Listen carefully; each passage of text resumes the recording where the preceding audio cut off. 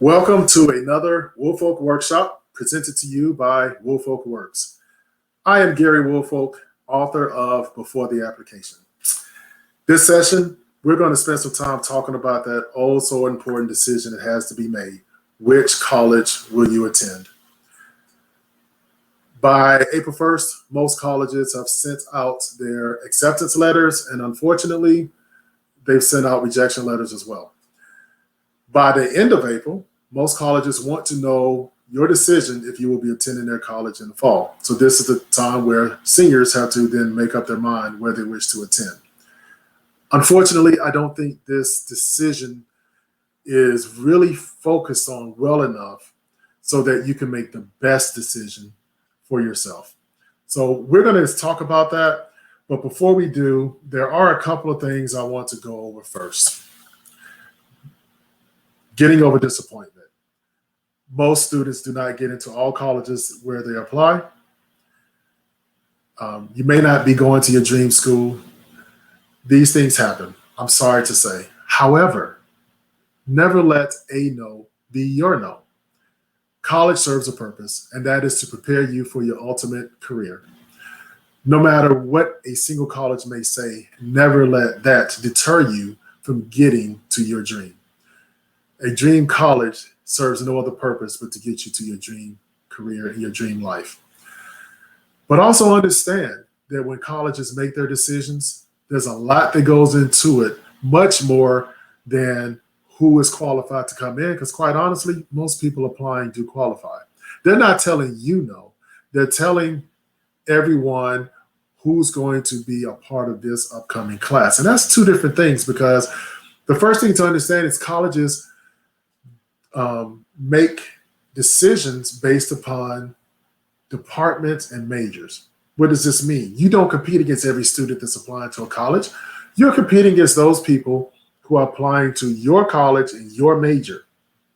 And if you happen to select a very competitive major at a certain college, it's going to affect your ability to get in. The next thing is colleges are careful about their demographics because they want students from all across the country. They want students with different backgrounds. And quite honestly, they want students that come from families that can afford to pay the full tuition. They also want diversity because diversity of thought exposes us to varying viewpoints. So they want to make sure on their campus that they present to you as an individual varying thoughts that's going to prepare you for the real world. They also have to fill roles. Now, we are familiar with bringing in athletes, maybe for volleyball or football, but they also need to fill other roles within the school. I mean, it could be that their orchestra is looking for a cellist, but you're the best violinist in the world, and you miss out because this particular year, that's not the role they're looking for. Also, they want to make sure the students are a good fit. Take, for example, a teacher that writes a letter of recommendation that says a student struggles with test anxiety. Now, the college says for this major at our school, it's super competitive. And historical data says students that struggle with test anxiety typically don't do well. And then there are gaps in the marketplace that need to be filled. I have a technology background, and I know that women in technology is an area that is considered a gap. And there are colleges that are purposeful about wishing and wanting to help fill the gaps in the industries. Next, let's talk about making the most out of your opportunity. Whatever you determine to be the best fit for you, you need to make sure that you make the most out of that opportunity because there's more than one road to get to your destination. There's even more than one vehicle to go on that road to get to your destination. I like to use my wife as an example. She attended Morris Brown College. It is part of the historically Black colleges and universities.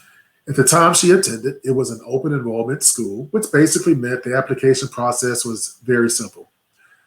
While she was at Morris Brown, she joined a sorority called Delta Sigma Theta. She had 13 ladies join at the same time that she did. When she finished Morris Brown, she went on to get her PhD at Emory University and became a pharmacologist. Now, out of those 13 ladies that joined a sorority with her at Morris Brown, 2 of them are medical doctors, 4 or 5 of them are nurses, 2 have a PhD, and 1 is a sonographer. The point here is they all took advantage of the opportunity that they had in front of them and went on to their dream jobs. You also need to consider the cost of undergrad. I have on here return on investment, ROI. You need to make sure that whatever amount of money and time that you invest into a school, you will be able to see that investment pay dividends in your life.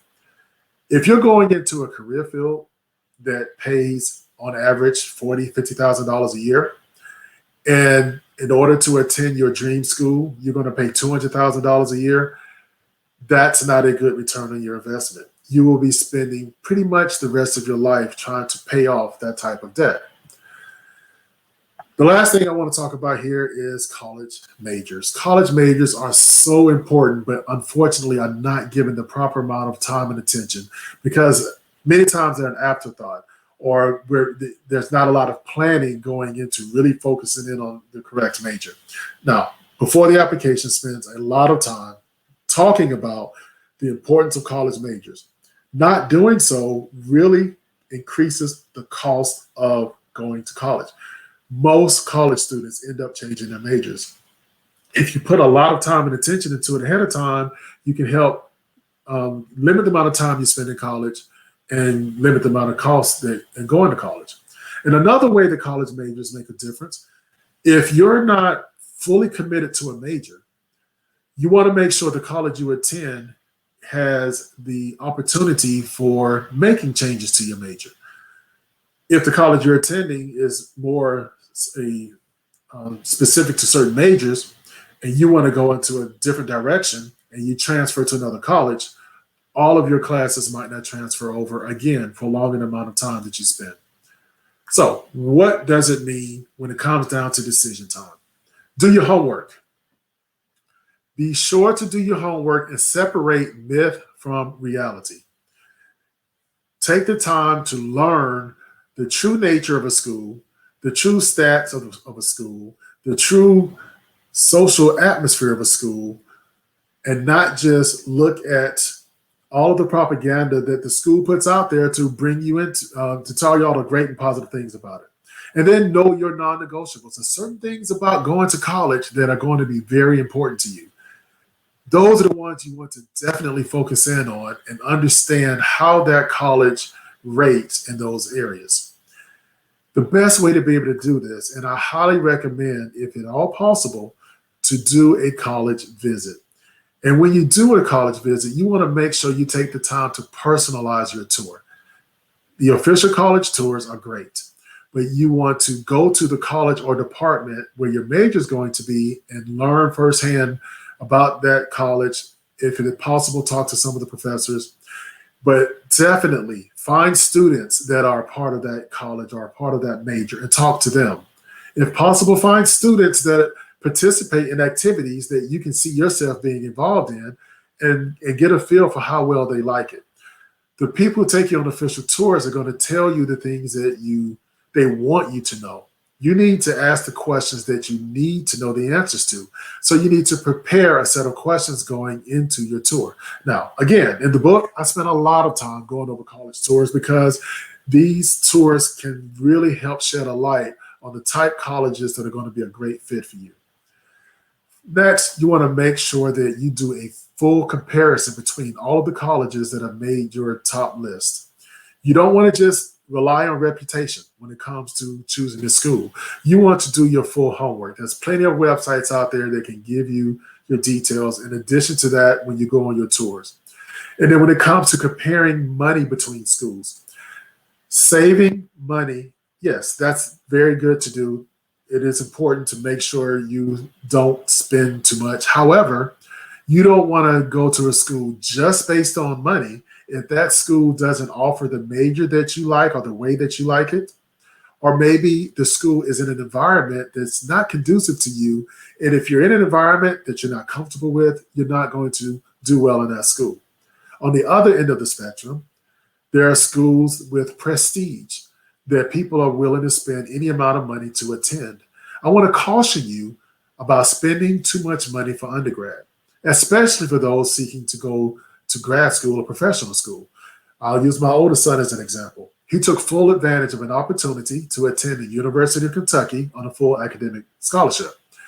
Upon graduation, he wanted to go to law school. He was accepted to Georgetown Law, and on a visit there, they got to the point of the presentation where they talked about the cost of attendance for 3 years, $250,000. And then he heard students around him speaking to the debt they already had attending undergrad because they felt it important to go to a prestigious school so that they can get into a top tier law school like Georgetown. It was at this time that Christopher understood the lessons I taught him. He took full advantage of his opportunity at Kentucky. He was then afforded the same offers from the same law schools, yet his debt after law school is going to be much less. Make sure that you weigh the balance of the cost of an education.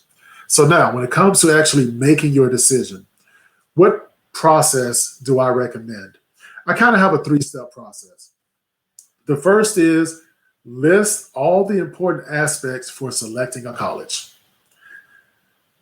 After that, you have to determine for all of those important factors for attending a college, how important is each one of them to you? One may be more important than the next.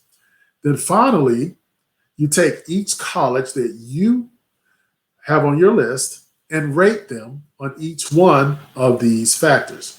Now, here's a spreadsheet that I have created that really is utilized for trying to determine that best fit. I actually have about 23 different topics, different categories that I feel are important for making a college choice. So if we take a look at quality of overall curriculum, you can see that this individual in this example said, well, on a scale of 1 to 10, that's an 8 for me. And then when they looked at each of the individual schools, they did the homework based upon research, based upon college tours, and rated how well each college performs in the category of quality of overall curriculum. And they did the same thing for the cost to attend college. And at the end, they basically said, okay, for each rating that I give to a college, I'll multiply that times the category rating. And when I total everything up, I'll come up with which school is numerically a best fit for me in making my college choice. Now, I call this my college choice calculator.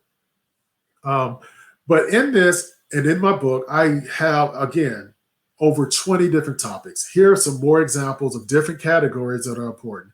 You can go out and do research and write down, create your own list and come up with your list of topics and categories that are important. See how important each one is for you and then rate each school. Again, I have created what I call a college choice calculator. If you're interested in it, you can find it on my website at wolfoworks.com/templates. Again, I'm trying to make this as helpful as possible. So the normal price is $2.99 until the end of the month at least. I have it on sale for $1.99. It's just something, it's a tool that I think will be very helpful.